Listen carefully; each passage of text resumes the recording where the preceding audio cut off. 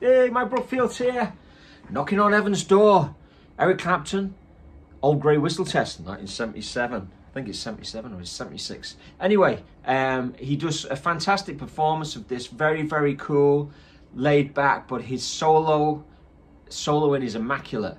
If you're trying to get your chops together on the major blues and the, that sweet kind of major styling and the style of Eric Clapton, this is a great lesson, exercise, transcription, whatever you want to call it. Let's check out, there's 3 solos: intro solo, main solo, and an outro solo. Here's the intro solo. We'll play through them first and then chat about them.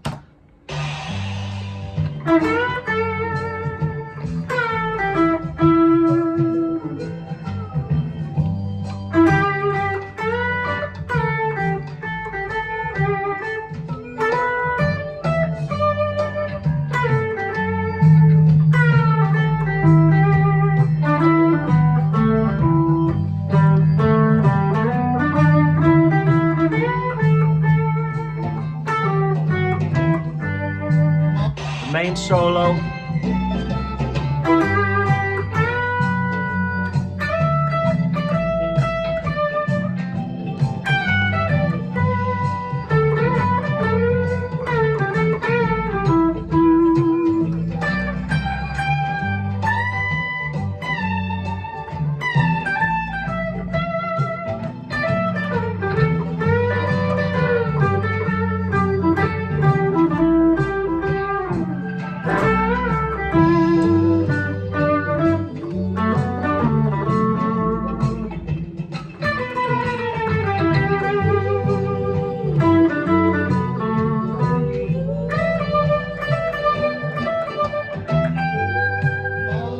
And then there's the outro solo.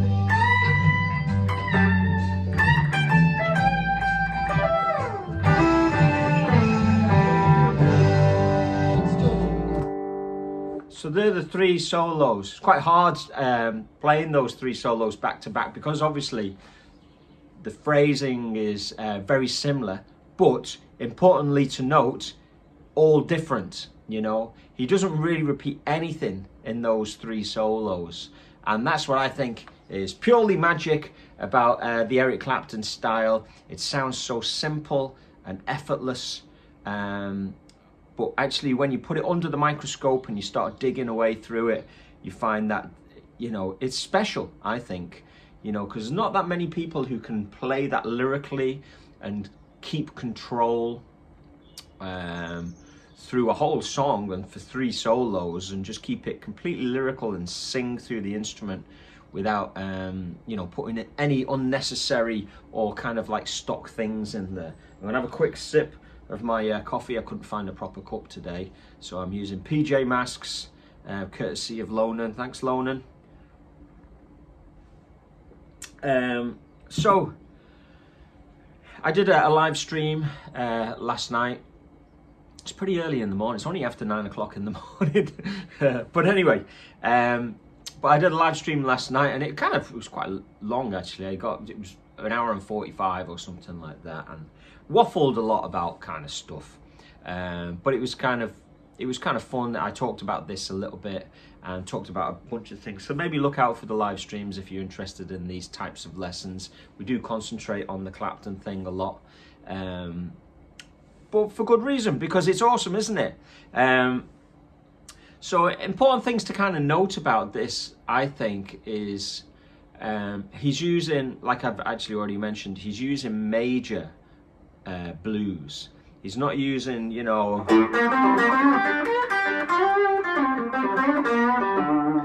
that's a different thing. It's almost like, he has a couple of different modes he switches into, Clapton. So he's got his dramatic, passionate minor stylings, and then his sweet major stylings, which, obviously depending on the vehicle that you're playing on, And obviously because this song is, you know, in G major, all of that minor stuff isn't going to work great.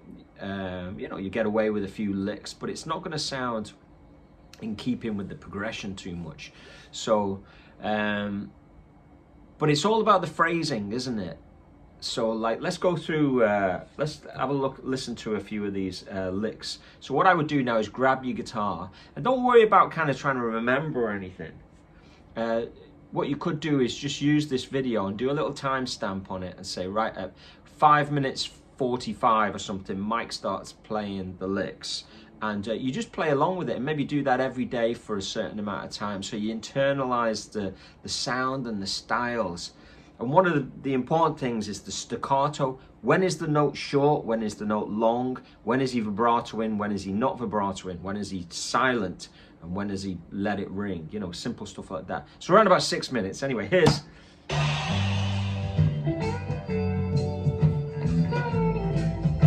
So very simple. What I've done on my chart here to remind me of how all of this goes, you know, I've inserted rhythms, so I'm kind of like, oh, he's coming on the 3 so it's 1, 2, 3. So it's, you know, for me that's really important, knowing where he starts a phrase, a 1, 2, 3. That really helps me get super tight and understand his voicings. And then I've written a lot of staccato markings over the notes that are really short, and then over other notes I've written a long dash where he's playing a longer note. So the next phrase,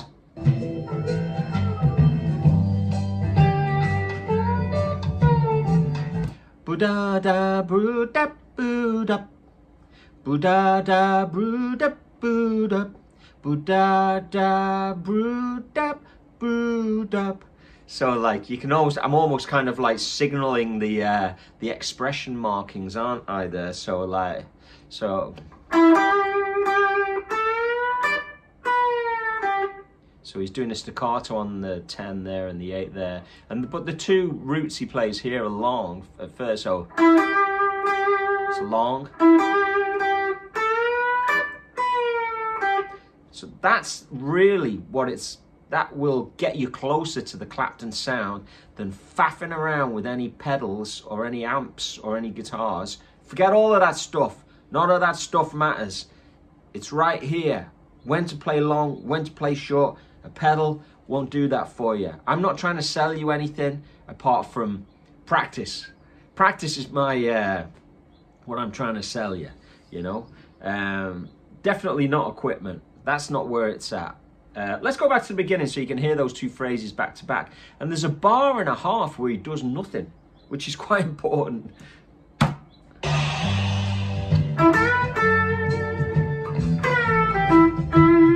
1, 2, 3, 4. 1, 2, 3. Nearly missed it there, didn't I? So he comes in after the 2 so it's like 1, 2, 3, 4, 1, 2. So 1, 2, 3, 4, 1, 2.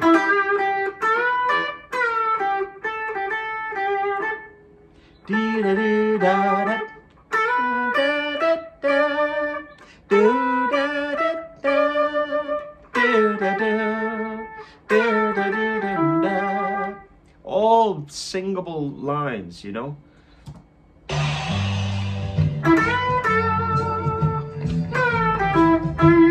One, 2, 3, 4, 1, 2.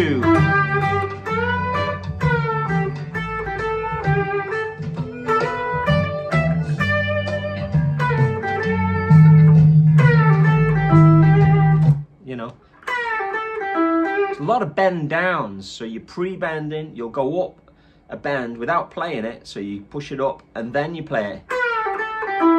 He does that an awful lot on this, he does that in general, Clapton, doesn't he? And then, you know, really nice.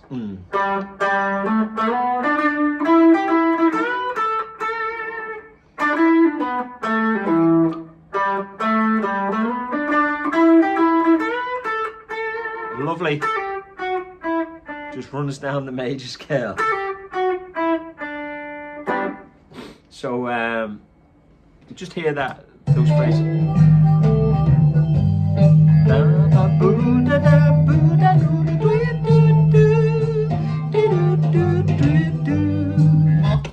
You know, you could almost George Benson it, couldn't you, at the same time? I'll play that all the way through.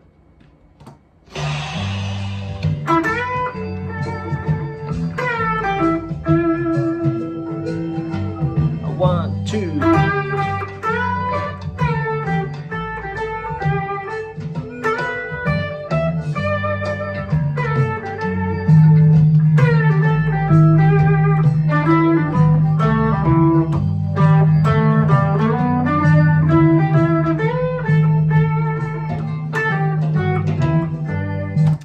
It's just perfect for the song. It's just the right amount of sentiment and kind of feeling. You can feel the character, you know, knocking on heaven's door. It's passionate, but it's not overcooking it. You know what I mean? He's not shouting it. He's not underplaying or overplaying. It's just in the right zone. Okay, let's check out the main solos. There's a couple of, you know, just little juicy moments in here which you can go, you know, the difference between maybe learning this and Layla, there's a bit more space. This is a bit more accessible for people if you're not, you know, an advanced player or even an intermediate player. I mean, this for me is advanced because I'm going into, for myself, into like super detail. But it might just be enough for a lot of other people just to get the notes right. But every solo is an advanced solo. You know, it just depends on what intensity you want to go with it, you know, as in how deep you want to investigate things. So I would see this as an advanced solo. Other people would say, it's really easy compared to Eruption or something. But no, if you want to get the articulations and the expression things right, it takes a good ear just to kind of hear those things, you know. Anyway, enough rambling. Let's check out the main solo.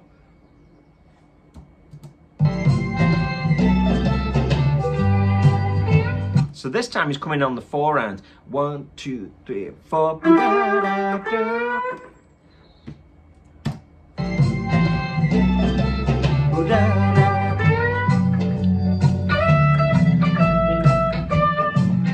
You know, you never see his lips moving like he's singing along. You know, like jazzers, you see them, you know.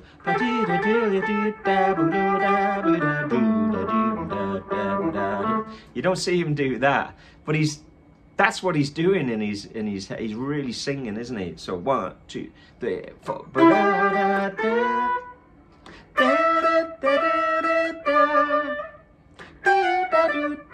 That's really nice, that.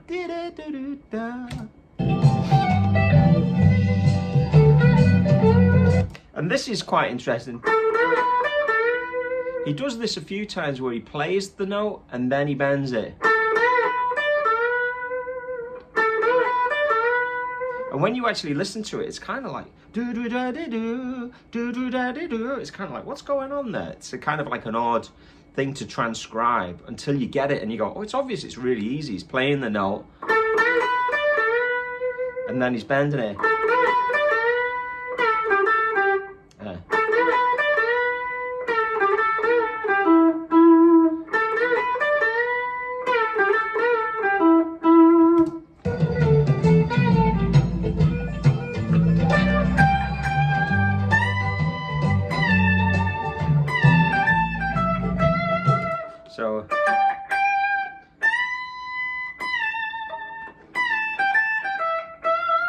So, you know, he does a bend up, a bend down, a bend down again.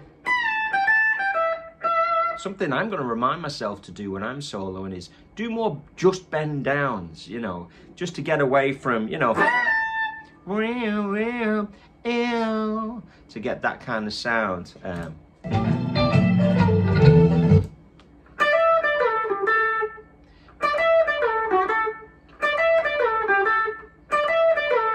So he's just using that.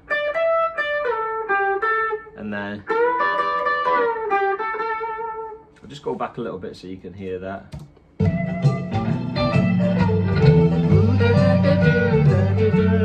You know.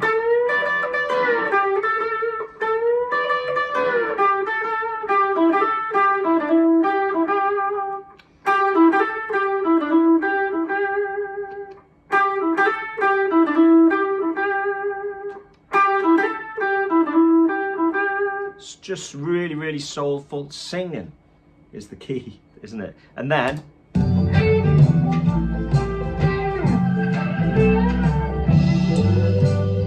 I love that.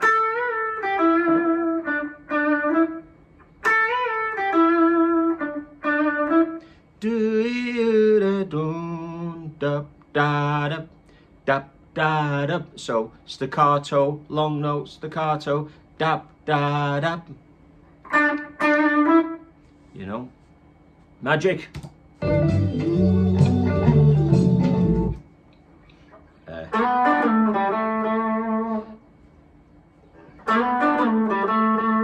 Check this lick out. This is just super cool.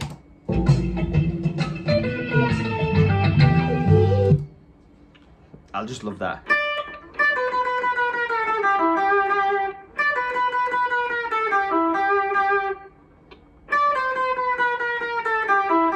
I was a bit overbent then. So he's playing he does that like staccato, and then he's got 1 2 3 1 2 3 1 2 3 1 2 3 as he bends down, and then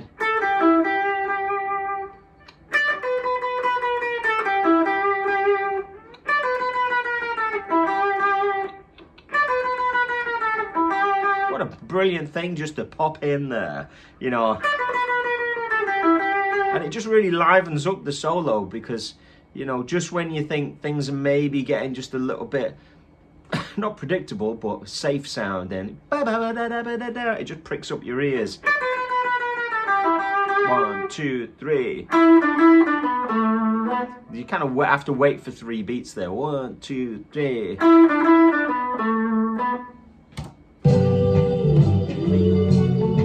And then so, and that's the whole solo. I'll play the whole main solo now.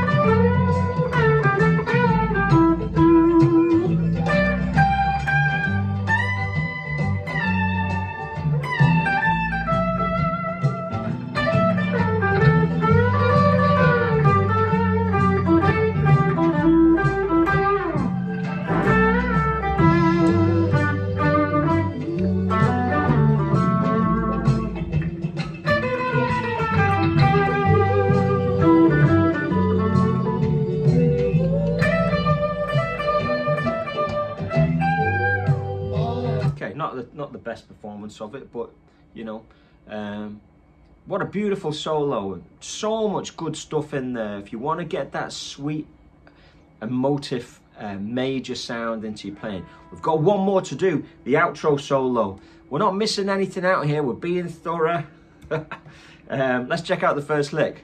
So he comes in on the 3-hand again, and weirdly you can hear, it sounds like George Terry kind of plays a note on beat 1, and then Clapton does a bend on beat 2. Maybe George Terry sometimes does a solo at that point, but kind of Clapton cuts him off or something.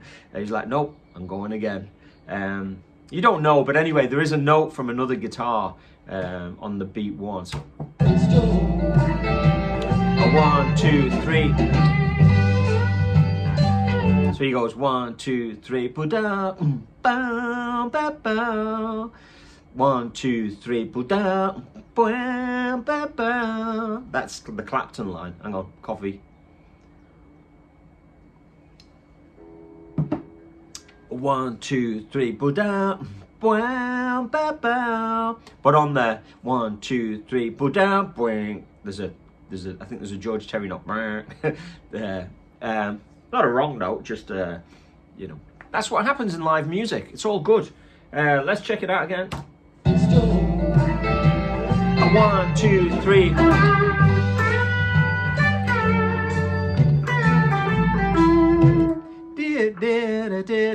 Again, a bend down. So, you know, things to take away from this solo: bending down a lot. And check this out. Then he goes. he's doing that thing again where he plays a note and then he bends it.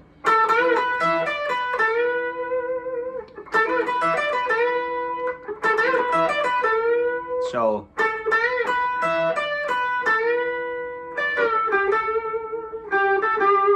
that's the whole phrase.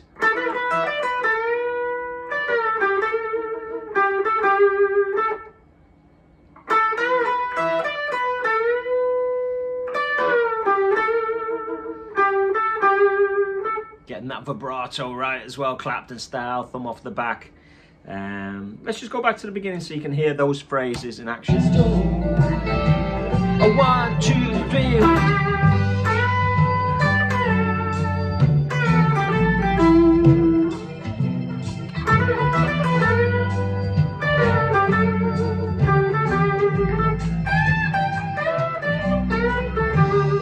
And there's a kind of a lovely.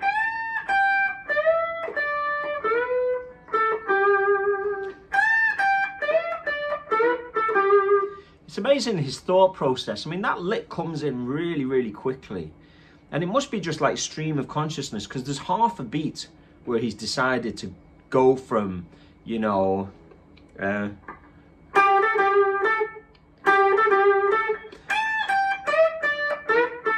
which seems like a completely different thought. It's amazing, isn't it? He's in one place and then suddenly is in a different place.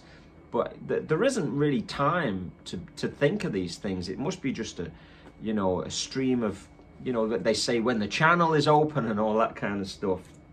Beginning. 1, 2, 3.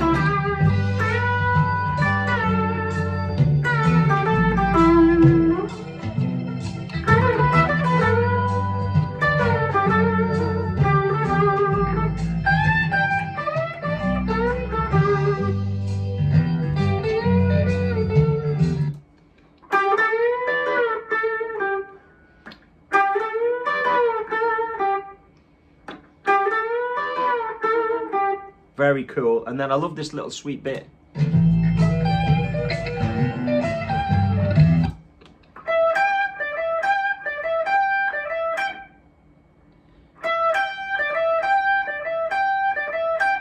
And then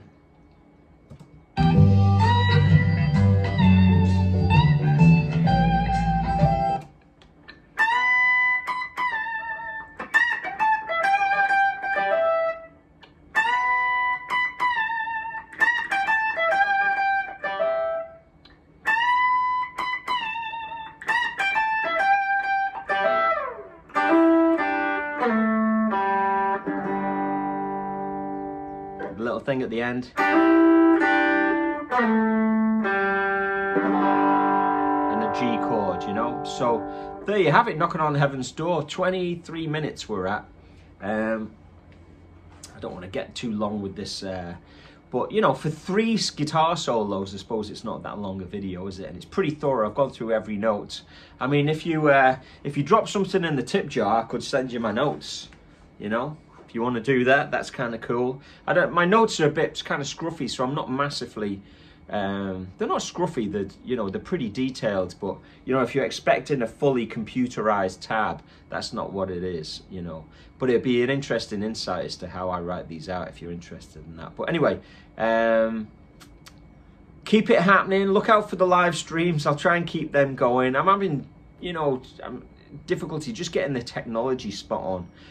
To be honest, you know, I think last night was pretty good, but it was just on my phone, and I'd love to kind of get a higher quality of picture and audio. I have the technology here, but it's as in like I have half of it. Like my computers are just a little bit slow and old, you know. But dropping a few grand on a computer probably isn't the thing just now.